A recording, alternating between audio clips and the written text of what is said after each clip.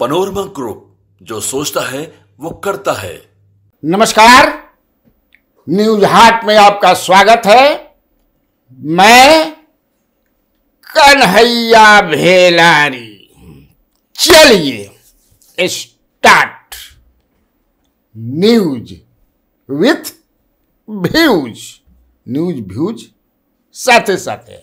आज की पहली खबर है कि प्रशांत किशोर जनसुराज के हेड माथा जॉन का बीपीएससी अभ्यर्थियों के पक्ष में, चूंकि उनका डिमांड है कि रे एग्जाम हो पूरा पीटी का, उन लोगों के पक्ष में आज आमरण अनशन पर बैठ गए हैं। आमरण अनशन, इसका मतलब है कि वो सीरियस हैं।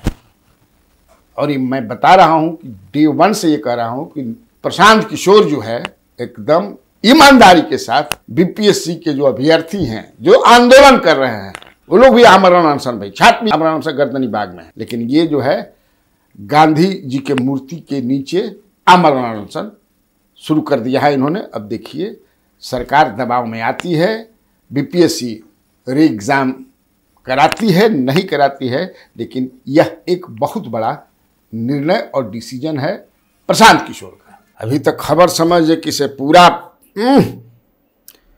पॉलिटिकल जौन बा एकदम समझ कि पारा बढ़ रहा बा, पॉलिटिकल पारा ऊपर बात कर ली ना। लेकिन देख रहे हैं ना, बेटा गेट बंद करता, नीतीश के गेट, नीतीश खाती बाप गेट खोल देता। बेटा बंद, बाप गेट खोल दिलन, यानी कि बेटा पर बाप भारी। आ थोड़े देर के बाद बढ़िया से बतैहन कन्हैया भेलारी। इसलिए बनल रहे के काम बा, ओकरा पहले छोट छोट कुछ खबर बा, भारी खबर है। अब 6 साल बाद मुजफ्फरपुर बालिका गृह कांड जौन भई रहे, देश हिल गई रहे, ओकर मुख्य आरोपी ब्रजेश ठाकुर बरी हो गिलन। कोर्ट ने बरी कर दिया, मुजफ्फरपुर कोर्ट ने। उनके साथ साथ 2-3 और लोग थे, महिला भी एक थी। कई आरोप थे, 11 गो लड़कियों के गायब करके भी आरोप रहे, लेकिन न्यायालय ने छोड़ दिया। जब न्यायालय ने छोड़ दिया, बरी कर दिया, तो हम तो क्या बोलब, बोल ही नहीं सकते हैं, क्योंकि कानून अंधा है। वो लिखा रहा भाई बाबा कानून अंधा है। अब ऊपर ढेर बोले के काम नहीं किया।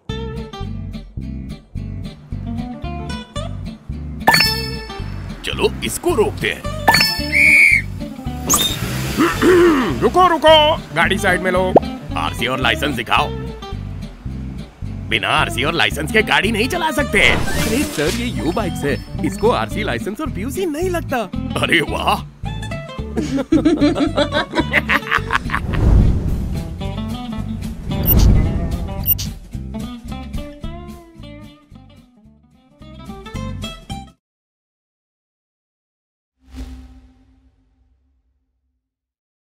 दूसरी खबर यह है कि जो सासाराम में कल शाम में जो हम कैले रही स्टोरी, सासाराम से ही मैंने किया था। बादल सिंह का जो गुनाहगार है, क्या सच्चाई है, अब बचना नहीं चाहिए गुनाहगार, उसको लेकर के मंत्री संतोष सिंह आज में डीजीपी को बुलाया उन्होंने, विनय कुमार जी को, और बढ़िया से बात किया। और उन्होंने, चूंकि वो विक्टिम के परिवार से भी मिले हैं और भी जो गोली उली लगी सबसे मिले हैं जाकर के। उनके भाई जो है जेडीयू के नेता आलोक सिंह, वो भी मिले, एसपी से भी मिले हैं। एसपी को भी बुला करके संतोष सिंह ने कहा है, देखा अब तो धीरे धीरे बात जौन बा, मैंने धीरे धीरे मैंने कहा सच सही चल का बा, धीरे धीरे आ रहा बा। अब देखिए वो लड़का बादल सिंह, ये कल मैं बताना भूल ही गया कि वो सिगरेट लेने गया था घर से, समझते हैं ना, 2-3 लड़का था, सिगरेट लेने गया था बगल में करगहर मोड़ में, ससराम में, और उसका प्रमाण है सिगरेट लेकर के वो आया, रास्ते में ही मिल गया। तो ये मैंने हमको जो पता चला कि वो मोटरसाइकिल पर सब थे, जब गए थे 2-3 लड़का था। ये भी सही बात है कि दारू भी पिए हुए थे सब। तो ये लोग जा रहा था, तो मैंने तो धक्का दे दिया इसे, तो ये थोड़ा गिर गया, ये भाग करके जहाँ पार्टी हो रही थी उसमें चला गया। जा करके घर में समझ ना। वो बादल पेमेंट जो किया है बादल, तो अपने मोबाइल से ही पेमेंट किया है आपको 10:33 पर 257 रुपया सिगरेट और नमकीन के। वो है, वो तो प्रमाणित है ना भाई। गई वही घड़ी मैंने तुरंत जो है वो लड़कों को पकड़ा, तो उसी में बादल आ गया कि क्या है क्या, तो उसको ढकेल दिया और निकाला, ठाई ठाई ठाई मार दिया जी। हालांकि डीजीपी ने आश्वासन दिया है मंत्री को, और मुरारी गौतम जो एमएलए हैं चिनारी के वो भी थे साथ में, कि आप निश्चिंत रहिए। हालांकि मंत्री ने कहा कि देखिए परसेप्शन ये है सीआईडी के बारे में कि केस दबावे खातिर सीआईडी के दिहल जाला, सरकार दिला, लेकिन डीजीपी ने कहा कि आप निश्चिंत रहिए, मैं भी सीआईडी में रहा हूं। सीआईडी जब केस लेती है समझ ना, तो अंजाम तक पहुंचाती है और दोषी को बख्शा नहीं जाएगा। तो भाई शांति बना कर रहिए जाए समझ लो कि इसलिए कि डीजीपी हैज एश्योर्ड द मिनिस्टर संतोष कुमार सिंह कि नहीं, एकदम असली गुनाहगार को और 1 महीना के अंदर, हाँ जी 1 महीना के अंदर जो है पूरा अब फास्ट ट्रैक चला करके, तो ये मान लीजिए अच्छी बात है मंत्री मिल रहे हैं। उसके पहले भी मंत्री मिले थे नीरज बबलू जा करके वहां, और भी कई नेता मिल रहे हैं। ठीक था, अब चला पॉलिटिकल कैसे कि भाई, अरे बाप रे, हम लोगों को भी भाई फोन करते रहते हैं सब, हेलो हाँ सही में नीतीश भागतड़न है बिलारी, आपको पता होगा। अच्छा हमारा कैसे पता होगा, भगवान नहीं कहा कि नीतीश के चालकार है।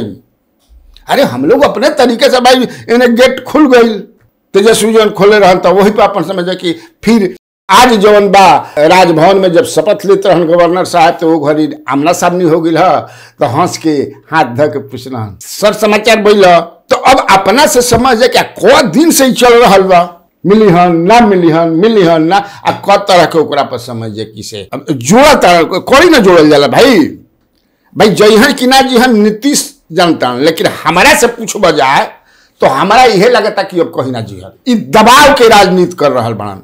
ओमें 2 तरह के बात आ रहा बा दबाव वाला। एगो दबाव की ये चाहता कि आप मार्च में चुनाव करा दीजिए, 43 और 44 वाला हमारा निक निखे लागत। ये भी चर्चा है कि चुनाव करिए। राजद से निकलने माने राजद से जब इनका संबंध टूटल तो उसके पीछे कहा गया कि ये भी एक कारण था कि ही वांटेड मिड टर्म पोल। लालू प्रसाद यादव तैयार नहीं, इसलिए कि उनके मेले तैयार नहीं थे, तब चलो हम तारा साथ छोड़ता नहीं। यहां जब आए सच्चाई का बात पता नहीं, लेकिन ये था कि जो डील हुआ है कि मैंने एक साथ फिरा है, तो उसमें ये भी है कि हम जब चाहेंगे तब चुनाव हो जाना चाहिए। मैं नहीं चाहता समय के पहले मैं चुनाव चाहता हूं। अब सच्चाई का हम पहले ही कह देते हैं भाई। अब देखिए कड़ी जोड़ा कि नीतीश कुमार दिल्ली गए, बीजेपी तैयार नहीं हो रही कि नहीं मिड टर्म पोल के लिए हम तैयार नहीं, इसलिए कि हमारे एमएलए तैयार नहीं है। फिर कहीं ऐसा भगदड़ मल जीते लालू सरकार, मान ल कि 50 को भाग जी हसन डर से, तो क्या करब हम। ये बातें चल रही है, देखिए सोशल मीडिया वगैरह चाहे समझदार जो लोग माना जब पॉलिटिक्स के समझाता वो कहता, तो बीजेपी तैयार नहीं है। तब नीतीश कुमार कहता के चलता ठीक बा मत तैयार हो, तो हो सकता कि बदल चल जा सोने। फिर एक ये भी है कि नहीं इस सीट के लिए कर रहे हैं खेला, ये कहे हैं कि हमारा 122 को देवे करा जाए, बाकी तू अपन जितना लेवे के बाद ल में जरा के देवे के बाद द, हम अपन एको सीट ना छोड़ब।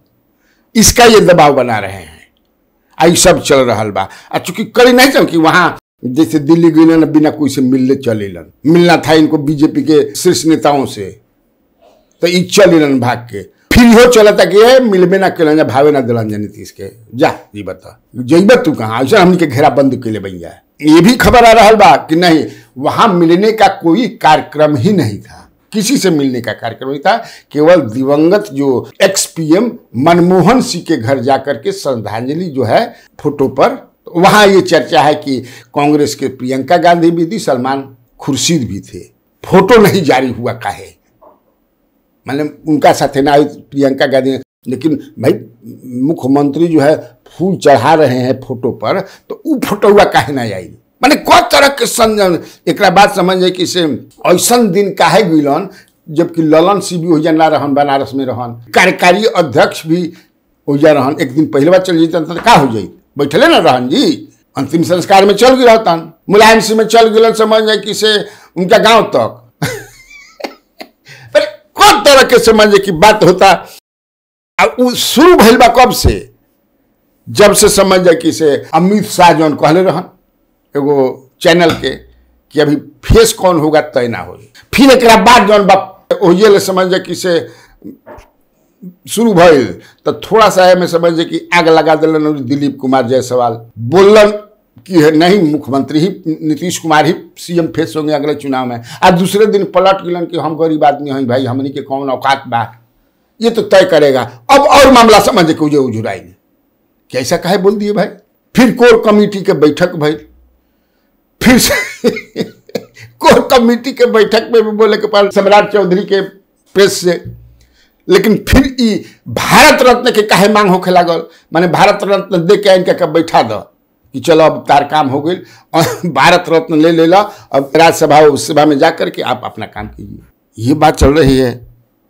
इसके बाद जो है जो कहा जाता कि ठीक ठाक नहीं खन समझ कि से बीजेपी के अंदर अब गिरिराज सिंह कबो हिंदू स्वाभिमान यात्रा निकालता तो कबो घुसपैठिया पका बोलत रहतारन, बांग्लादेशी घुसपैठियन के का हो गई बा नर्सरी है हो। ये भी मैंने कि नीतीश कुमार विजय सिन्हा कहतारन कि अटल जी के आत्मा समझ कि से करा रही है। अटल जी की चाहत थी, सपना था कि बिहार में अपन मान बीजेपी के मुख्यमंत्री होके सरकार होके, हालांकि वो फिर पलट गिलन। बोलते रहो ना कार्यकर्ताओं के दिल में आग है, तड़प है, लेकिन छोड़ दिन समझे कि पलट गिलन। एक बाद समझे कि से दिल्ली में पोस्टर जवन लागल बाड़ी सन नीतीश कुमार के, आइए बेहतर दिल्ली के लिए साथ चले। हाँ पोस्टर लागल बा और जिसमें दिल्ली में प्रदेश ने पहचाना अब देश पहचान। तो ये जो डेवलपमेंट है पॉलिटिकल, इस सब डेवलपमेंट को देखते हुए ये चर्चा गॉसिप सोशल मीडिया एकदम भरल बा। अभी प्रिंट मीडिया में कहीं उस तरह से नहीं आवा, लेकिन मैं सोशल मीडिया में तो आइबे करी। ऐसे कि नीतीश कुमार इस मामला में कब पलटी मरिहन कोई जानत नहीं खे, कोई जानत रही तब ना भाई, या सलाह मशवरा तो कुछ हो तो अकेले समझे। शतरंज भी अकेले ही खेलेलन, अपने समझे कि होनियो बैठ जिए ना अपने हेनियो बैठ जिए। कोई के ना बैठाओ शतरंज में, तो शतरंज पॉलिटिशियन तो शतरंज के गोटी लेखन अपन बैठावत रहेलन हेनियो से होनियो से। इसलिए ये कहना बड़ा मुश्किल है, लेकिन है कुछ हलचल जरूर। हलचल है तो मैं बता रहा हूं कि कई कारण हो सकते हैं। दबाव की राजनीति हो सकती है मिड टर्म पोल के लिए, सीट के लिए, या ये भी हो सकता है कि नहीं, क्योंकि धीरे धीरे कांग्रेस तैयार हो रही है कि आप जो चाहते हैं वही होगा, आप ही की इच्छा पूरी की जाएगी, आप आ जाइए।